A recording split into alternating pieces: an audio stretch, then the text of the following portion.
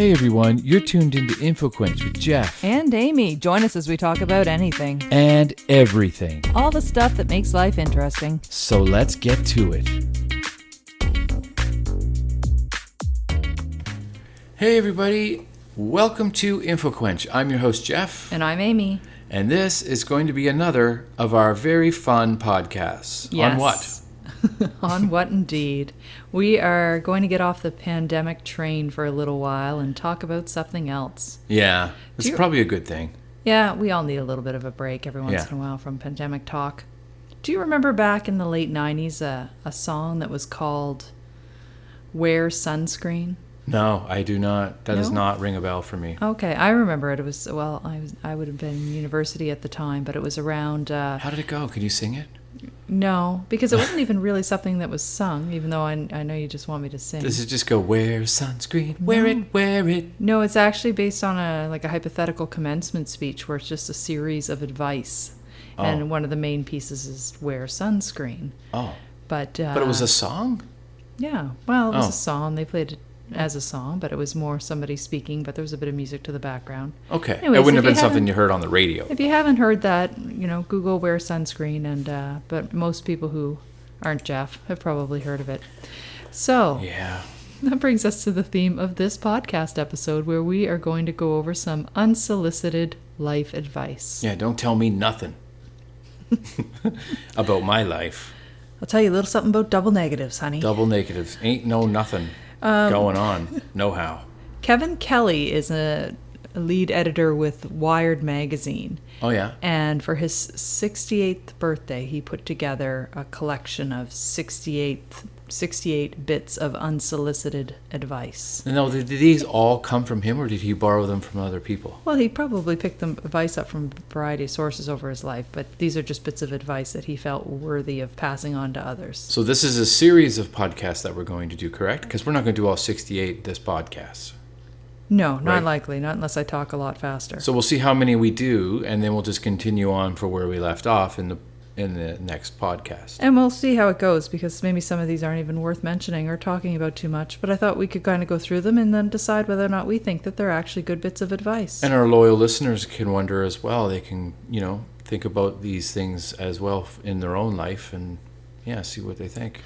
Let us not waste another minute. Let's go. That's So your the way of first saying one let's is, go. Learn how to learn from those you disagree with or even offend you. See if you can find the truth in what they believe. That's horrible advice, and I'm never going to listen to that. I think in No, reading... I'm just doing exactly what it said. Oh. Did you see what Oh, yeah, see what I that did was there? so meta. Yeah, very meta. Yeah, very, very meta. It's sort of like when you read through the comments of a News Chasers post on Facebook or any other controversial social media posting. There's a lot of armchair philosophers on News Chasers. I'm sure that, for those of you who are listening perhaps that aren't in Canada or something, I don't even know if we have listeners outside of Canada. But anyways, if there is, News Chasers is just a Facebook group, a local Facebook group, because they got rid of our scanner a while back. And so now people, if they hear sirens, they just kind of guess as to what's happening. And then they just, and then they put their 3 dots saying following. And it's really quite entertaining. And we're just like armchair observers of News Chaser. Although I got into a few phrases. I know, you get sucked into it. I don't comment. I just sit back and read the comments, eat the popcorn. Yeah. But it is hard. Because it's a very rare occurrence that you will change somebody's mind when you are engaging in one of those online disputes. Yeah. And I have to apologize if you can pick up on the traffic noise. We're recording our podcast a little earlier than normal, but we still have a nice Caesar on the go. Let's do a cheers. We are. Cheers. This is our drink of the week. Mm-hmm. Let's make all our listeners wait while we drink. I know. Well, we got the coasters now. I know we got a little off track with the News Chasers. Can you please read the advice again, number 1, just to keep our listeners on track? Sure. And myself. Learn how to learn from those you disagree with, or even offend you. See if you can find the truth in what they believe. Right. Usually, what they believe is generally untrue. So if they disagree with what you believe is true. If they don't think the way I think, then they are 100% wrong. no. I understand that, and it's very true. Like, I've always loved it when I can have an argument with somebody, and you sort of, like, in my younger years, you go into an argument, and you're quite certain you're right. You go into this argument thinking, I'm going to win this argument because I know that I'm right. But then the tables get reversed, and you realize that you're wrong. And it takes a lot for a lot of people, myself included way back then, to say, oh yeah, okay, I'm wrong, you're right, I'm going to change my way of thinking now. Oh, yes. Do you know what I mean? Definitely. I think that's a lot of pride that has to be swallowed when you... A lot of people don't do that, though. A lot of people will not swallow their pride, and they'll just be adamant that they were right when they know that they were wrong. Right. Well, I mean, there's circumstances, like you said, when they know they're wrong, and then there's circumstances when they won't even listen enough to the other point of view. That's right. To discover that there may be another way of looking at things. That's right, and not wrong. Next piece of advice. Number 2. Perhaps less controversial. Being enthusiastic is worth 25 IQ points. I like this one. That is a great one. Was that enthusiastic enough? That was incredibly enthusiastic. Yeah. The next one is, and some of these I'm just going to read through quickly because I just think that they're fun. And I'll just make stupid comments on each of them. Sounds perfect, hon. We'll just go through them. Always demand a deadline. A deadline weeds out the extraneous and the ordinary. It prevents you from trying to make it perfect, so you have to make it different. Different is better. Is better. I came around when it comes to deadlines. I used to hate deadlines, but now they're exactly what I need. I think I truly agree with this advice as well, because I am very much somebody who leans towards wanting to make things perfect. Mm-hmm. And that can sometimes be, impossible. Well, it gets you, to the point that you may not ever begin to tackle something or get it finished. Like, for instance, when we started doing podcast episodes, I remember being very hesitant because I was just worried about just the, sound quality and content. And then eventually I just bit the bullet and said, let's just start recording and have fun with it. And if I had waited for things to be perfect, we still wouldn't. We're approaching 100 now, baby. Yes. Well, I mean, not really close, but... Oh, I wish we were exactly on the 68th episode, because then the 68 pieces of unsolicited advice. Let's just stop now and then re-record it later. Oh, well. Next one. I think this is a common one that maybe people have heard before in framed in other ways. Don't be afraid to ask a question that may sound stupid, because 99% of the time everyone else is thinking of the same question and is too embarrassed to ask it. And this makes me think of the whole, I think this is often over said, but the only stupid question is the one you didn't ask. A similar line of thinking. But yeah, definitely. I think that's always important. Kids ask questions all the time, and they're just sponges for learning, and there's no reason why we shouldn't continue to do that same thing throughout our life. Yeah, I'm one of those people who ask the stupid question when nobody else is in the room, the person I'm asking the question to is in the room. Oh, yeah. Dear Alexa. But you know what I mean? Like, I won't ask it in a whole, like, big room full of people. I'll think it, and then when I use the example of, like, a university class, for example. Like, if I have a question for the professor and I in my head think, oh, this is a really stupid question, then I'll just wait and ask them one-on-one, and then only they know that I'm stupid. That's very clever, honey. There's one for everybody out there. Just ask those stupid questions privately. Well, this next one reminds me of your Plenty of Fish profile from when we met online dating. Okay. Being able to listen well is a superpower. It is true. While listening to someone you love, keep asking them, is there more? Until there is no more. Yes. You lost me at the end part of that one. Like. Well, it just means don't let people keep, drawing them out in case they have more to say. Let them know that you're actively listening and keep drawing them out. I just remember on your profile you had people who speak more than listen bore me. And you know what? That's what drew you in, though. I know, and it's complete opposite of who I am, because all I do is talk. In all honesty, it's a complete opposite of who I am, even. I was weeding out all the people that thought I was a jerk, so... Oh, okay. They fool them. I fooled them. Haha. You did. I ended up with the girl of my dreams. Haha. I think I may have overdid it on the Tabasco sauce on these. You did. My lips are burning. Mine are burning too. Yeah, they're on fire. We're already through like a third of a bottle of a Tabasco sauce in just a very short matter of time. It's good stuff, though. It is good. Good for the soul. It spicy. Good for the soul. A worthy goal for a year is to learn enough about a subject so that you can't believe how ignorant you were a year earlier. Well, that's almost every subject for me, though. Well, yeah, but I think it's, I can read an article and can't believe how ignorant I was about the topic of the article before I started reading the article. I can talk to you at any point of the day and realize how ignorant I am. So, because you teach me so much. I think look at all the hidden compliments. Well, they're not even. I'm making up for that time in the last, whatever podcast that was where I was supposed to compliment you, and you're like, "Whoa, it's like pulling teeth here to get a compliment out of you." Oh yeah, 36 questions to fall in love. That's it. Yeah. Too late. Already in love. Oh, there's another one. 36 questions to pick a fight.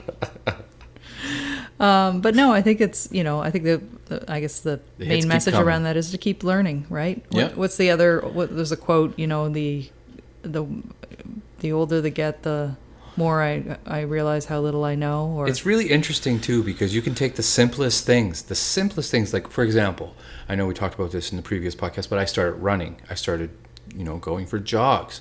I didn't know anything about really, except for just put one foot in front of the other when it comes to jogging. Through you, because of your kinesiology and all that stuff. Like I've learned about, what's it called? Interval running. Like today, you taught me that. I didn't know that crap before. So well, and when you post about it online, all the people that come out of the woodwork, you realize how much knowledge there is out there to be shared. If you just put yourself out there and ask, there are so many people who have a passion in pretty much any area that you have an interest in. So they can share that with you, and then you can learn from them, and then grow on that knowledge. So build on that knowledge. Build it. Gratitude will unlock all other virtues and is something you can get better at. The whole idea of gratitude, I think, is especially important during, I'm going to say the P word, pandemic. But the idea of doing gratitude journals, or just taking the time to be grateful for what is going right and what we have in our it's lives. Funny, before the pandemic, it was like, what a beautiful sunny day. That was my thought.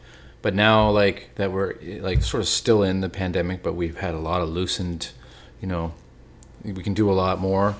It's more like, wow, what a nice day it is today. That's kind of the way. That's my speed. That's how your internal voice is going. That's my. And then sometimes it echoes, and it's really cool. It's really psychedelic.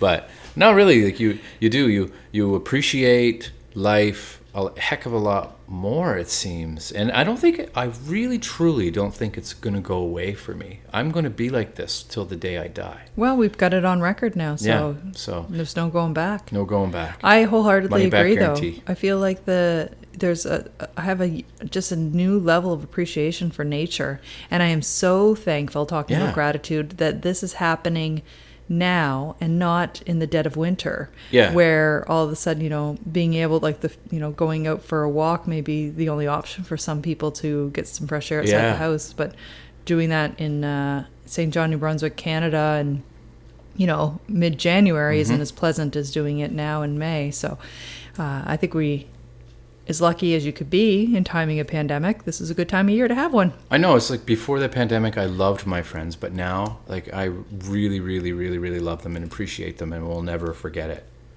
Anyway. Yeah, I yes, definitely. Yeah. All of those things. All of those things.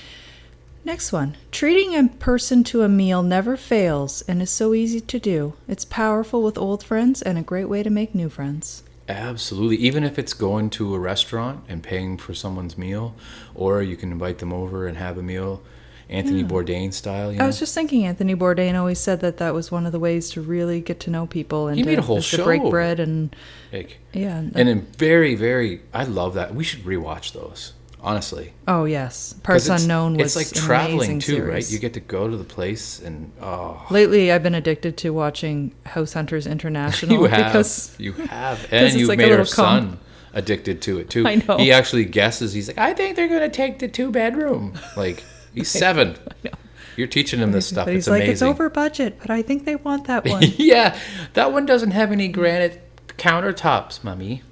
Are they going to take They that only one? ever show 3, but I'm sure that they show them about 30 and then narrow it down to 3. Oh, yeah. And they have to show them one that they will actually buy. Can you imagine if like half the shows were like, yeah, we didn't buy anything. I know. So, yeah, we're just going to live on a boat. I watched an episode where there was a couple in Italy, and in the very end, when she's making the decision, the guy said, "Why don't you just move in with me?" Because she was looking for her own separate apartment, and they had just recently started dating, and she's like, "Yes," and then I was like, "What?" Didn't I say that to you? I said, let's join forces. You did. Yeah. It was You were looking Star for a Wars. house. I was in this like crabby old apartment, and I was like, hey, let's just join forces, and I can, sleep on the floor or something. And that's what you did. You slept on the floor for 5 years. I'm still sleeping on the until floor. you proposed. Oh, my back. That's not how the timeline went at all. No. But Next. it was funny. Don't trust all-purpose glue. What the heck is that supposed to mean? Well, something can't be good at everything. That's Sometimes true. it's good for glue to be specialized. Something needs to be glued together, though. I don't care what glue. Yeah, just grab any glue. Not Don't the you? all-purpose. I trust Gorilla Glue. Gorilla glue. Gorilla Glue. Gorilla glue. Yep, they didn't sponsor that either. I have never honestly used Gorilla glue. We can move on because neither of us Try can to even say say Gorilla glue 5 times really fast. And Gorilla then I'll try. Glue. Gorilla. I couldn't even say. Wow, Gorilla glue, Gorilla glue, Gorilla glue, Gorilla glue, Gorilla glue. I did it. Gorilla Glue. Gorilla Glue. Oh my God. Come on, you. Okay, loyal listeners, it's your turn. And go. You always call them loyal listeners. If What did they're I say? listening. What did I just say there? Oh, you did. Oh. If they're listening, they're loyal. Oh, I know. But it rolls off the tongue. Loyal listeners. Loyal. Okay, I can appreciate the alliteration. Mm-hmm. Reading to your children regularly will bond you together and kickstart their imaginations. Can you read that one again? Sorry, I was doing something on the computer. I was just clicking the thing. I missed it. I just missed it. We have one job. I know. I'm sorry. I missed it. Oh, man. Don't let this be our first fight. Reading to your children regularly will bond you together and kickstart their imaginations. Oh, man. I absolutely love reading to Huxley. You know what, though? It hurt my heart a little bit a while back. He told me to stop doing the voices. But now he doesn't tell me because I yelled at him. I do the voices. No, I didn't yell at him. I'm just joking. But we're reading The Witches by Roald Dahl right now. And it's just so fun to do all the voices. He's such a great writer for like doing characters and stuff. And he's into it. That is one scary book. It is a scary book. I read a few chapters to him, and I actually found it scary myself. It is pretty scary. Like he doesn't, and he starts. I mean, I'm not really spoiling anything, but he starts the whole book saying, "This is a true story." This is not like fiction. This is a true story. So, saddle up, kids. And kids are just like, holy crap. Now, see, I never do the voices. It's all I can do to hopefully he can figure out which character is saying what. You can't do the Grand High Witch without doing the voice because she's I don't know if she's Russian or German or what. She sounded a little Germany when you were doing her. The children will turn to mice. That kind of thing, Okay, here we go. Okay. Next one. Never use a credit card for credit. The only kind of... I actually really like this one. This is great financial advice. All right. So I'm going to read it, start it again slowly. Never use a credit card ever. Just in case you're doing something on the computer and you needed to pay attention to what... I'm the only audio guy in this team, okay? I know. And you do a great job, hon. Never use a credit card for credit. The only kind of credit or debt that is acceptable is debt to acquire something whose exchange value is extremely likely to increase, like in a home. The exchange value of most things diminishes or vanishes the moment you purchase them. Don't be in debt to losers. How does that saying go? As soon as you buy a car, whether it's new or used, it loses a quarter of its price? Yeah, I've heard as high as 30% as soon as you drive it off the lot. I'm sure it depends on the make and model, but... Wow. But the idea is, yes, only use credit for something that will appreciate in value. Yeah. We don't do that, though. Nobody does that. If you have a credit card, you're not going to just buy things that's going to give you more money down the road. Oh, no, but we pay it off every month so that we don't pay any interest. So we're not technically using credit in a way. We are, but we're Yeah. But we're paying it off in full each It's month. plastic money, basically. So we can get all of the points. And we go on trips we can't go on. So I know. So. I know. Another pandemic bonus. Think of all the travel rewards that are building up that we can't use. Where are we going to go? That's what I want to know. Somewhere warm. Somewhere in beautiful New Brunswick this year. Yeah. Pros are just amateurs who know how to gracefully recover from their mistakes. Oh, yeah. That's a really good one. It's so true. It's very, very true. So many bands like start in the dirt and like music, they hustle, and then they make it, and then it becomes a little easier for them, but they never forget where they came from. What's that documentary? Michael Jordan one? Yes, we've got to check that one out. Yeah, I don't remember. Save the Last Dance or something? Yeah. Or Save the Last Dance for Me, I think, or something like that. Somebody wants to dance with Michael Jordan. I think that's what it's about. No, we do have to watch it. And you're not even a basketball fan. And I'm surprised you want to watch it. No, but everybody's talking about it. It's like Tiger King. When people start talking about it, I got to watch it. You're right. Like, I'm not even a big fan of tigers. Nothing against tigers. For a week, you were like, animals. What's this show, Tiger King? And then we thought it was like, wasn't on Netflix. And then I'm not really into kings either. No, but we're tigers. Yeah, you're right. Tigers more than kings. I know one thing, though. Carol Baskin. She did it. Just saying. All right. Extraordinary claims should require extraordinary evidence to be believed. Oh, my goodness. Goes right back to Carol Baskin. It really does. It's like we knew. Yeah. We knew what was coming. Did she or didn't she? There's no evidence. But anyway. Don't be the smartest person in the room. Oh my God. What's with... there's no... Normally I pride ourselves on the fact that it's quite quiet when we're recording, but it's like... Yeah, there's I don't know. It's like the Grand Prix going on. Drag racing going on going out there. Uptown St. John here. The idiot Grand Prix. All right, back to the... Don't be the smartest person in the room. Hang out with and learn from people smarter than yourself. Even better, find smart people who will disagree with you. That's why you're with me. You're learning. That's right. Yeah. I learn from you every day. Yeah. Well, actually, no, you're with me because you had to find somebody to disagree with. We don't really disagree, actually, on much. But I always enjoy... I think it's an interesting concept, the idea of the smartest person in general, because people are smart about different things. And I think in different ways. Whenever I'm talking to somebody, there's always something that they know a lot about, that they're passionate about, that I can learn from. And I think that's what makes great conversation, is to find out what that is and learn from their knowledge. Yep. So keep it with you. You're both the smartest person in the room. It's just a matter of what the topic of conversation is at the time. Yeah. And the world is our room. Unless you're really, I guess there's... It's a big room. Yes. I guess there are some times when maybe there could be a smarter person in the room than the other people. But... Well, if Bill Gates is in the room, or... That's right. Albert I Einstein don't know why he came in. to mind. There's smarter people than him, Because he Stephen Hawking pairs his intelligence with compassion, and that's memorable. Yeah. Okay. Rule of 3 in conversation. To get to the real reason, ask a person to go deeper than what they just said. Then again, and once more. The third time's answer is close to the truth. What if you're just asking them their name?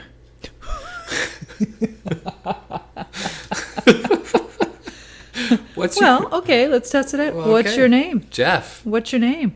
Jeff. Still Jeff. Yeah, but then you could add your middle name, and then you could add your last name, and that would be 3 different answers. That would get me closer to the truth. All right. Okay. In fact, you have 2 middle names, don't you? I have Norman and Gary. Which one goes first? Norman. Okay. Good to know. Then Gary. Then McLennan. Good to know when I'm filling out the old passport renewals. Starts off with Jeff. Although I'm a Jeffrey, aren't I? You're a Jeff. I'm a Jeffrey. It depends on what legal document you look at. I know. I have multiple legal documents with the wrong name on it. Some are Jeffrey. Sometimes you're furry. Sometimes you're free. But I'm never Joffrey. No, you're never Joffrey. Joffrey's from King of Thrones. Mm-hmm. All right. Don't be the best. Be the only. Ooh. So this is... I like this one because it reminds me recently of... little anecdote or something that I'd read. So if I asked you... Yeah, I remember this. Who was the third person to cross the Atlantic? And I was like, I have no idea, honey. To fly across the Atlantic. And then I still said, I have no idea, honey. And I said Amelia Earhart. Yeah. And then, but then I said, "What? No, what if I asked you?" Yeah, and then I don't think that's actually how it went. And then I said, "Who was the first woman to?" Oh, and yeah. And then you're like, "Oh, yeah, Amelia." I still have no idea. Oh no, I did know. I did know. That's right. But anyway, I did know. The idea is the whole idea of a niche or being, the only in something that, if you're in a crowded marketplace, and this happens a lot, and I think in business too, if you're in a crowded marketplace, it's difficult to rise above everybody else. But if you find a niche where you are the only thing, the unique thing, then it's easy to be best. It's a lot easier. I'm the best at being worst. How's about that? That's not true, but it's not. Next up, everyone is shy. Other people are waiting for you to introduce yourself to them. They are waiting for you to send them an email. They are waiting for you to ask them on a date. Go ahead. Jeez. I know. I just got into a weird. As I was reading it, it was just. Yeah. What was going on there? I think it's just the idea that there are other people are. I don't believe that everybody's shy, though. This bit of advice I don't wholly agree with. I feel like it's something you'd say to. Absolutely, not everyone is shy. But if you were trying to encourage maybe somebody to say you're trying to encourage a guy to ask a girl out to the prom, or you're trying to you get your friend to call them and say, he thinks you're cute, or But that's the way it happened. But not everybody is shy. Some people think that they're the cat's meow and they're just going out and asking everybody out. Yeah, it's true. And getting shot down left and right. Yeah. So, I don't like that piece of advice, Kevin. Let's write Kevin a nasty email. He's waiting for it. All right. The next one fits a little bit. Don't take it personally when someone turns you down. Yeah, well, geez. Assume they are like you, busy, occupied, distracted. Try again later. It's amazing how often a second try works. Kind of like the sequel, right? I said no. I still say no. It kind of sounds like a bad Me Too lead-in. Yeah, it does. Is that the next one? If someone turns you down, no means no. Don't try again. No. Ignore that piece of advice. Moving on to the next one. The purpose of a habit is to remove that action from self-negotiation. What? The purpose of a habit is to remove that action from self-negotiation. Okay. You no longer expend energy deciding whether to do it. You just do it. You just do it. Good habits can range from telling the truth to flossing. A great example is you getting up in the morning doing your 5:30 in the morning thing. Yeah, I don't even think about it. You just get up and do it. No matter how tired you are, you just get up, you do your I don't even think about it. Get going. But as soon as you start to think about it, and I've heard this before, I think they say the 8-second rule. But if you sit there and begin a negotiation with yourself, whether it's whether you're going to go to the gym, whether you're going to do anything, that's funny. You're already on the path to saying no. But if you don't negotiate, that's when the habit is truly formed. You just do it. That's funny because that's what I do when it comes to running, and I use your example, your 5:30 in the morning, that goes through my head, just get up and do it. And so whenever I contemplate whether or not I should go for a run, then I got to go or I won't go right then and there. So yeah, I mean, a lot of people some people sleep in their gym clothes, so they just get up and go. Oh, well, that's something I haven't tried yet, but yeah, it's a little excessive. I have to buy some gym clothes first. Jeez, I'm way behind. I know. Promptness is a sign of respect. Mm-hmm. I fully agree with that piece of advice. I agree with that too. I hate being late for anything. I do too, and I feel like if you don't value other people's time, then it is a sign of disrespect. Mm-hmm. There's always obviously extraordinary situations where somebody is occasionally late, but I think when people are continuously late, it shows disrespect. It shows that your time is more important than anybody else's, and that's just not true. No matter how much money you have, right? No matter how. Unless you have a newborn baby, then you can be late for everything. Well, we use that. Everybody. Oh, we completely use that. Or has a baby, it's just I don't think we can make it. We have a baby, that kind of thing. Oh yeah, you got to use that baby up. Yeah. Well, we're at 29 minutes, so we've got a lot more of these to go through, but I enjoyed going through them, so I think we need to have a part 2 on this. What do you think? What number did we get to? Well, that's the thing, that my list is bulleted and not numbered. Okay, gotcha. Well, we'll just continue on next podcast. So thanks for listening, everybody, and hopefully you got some sort of, philosophical insight from any of these questions, If nothing else, remember, don't be the best, be the only. That's Bye-bye. Right. Bye-bye. Thanks for listening. And remember, you can catch up on past episodes at infoquench.com. Or just about anywhere else you get your podcasts. Be sure to follow us on Twitter, Facebook, and Instagram. And help spread the word about InfoQuench. Till next time.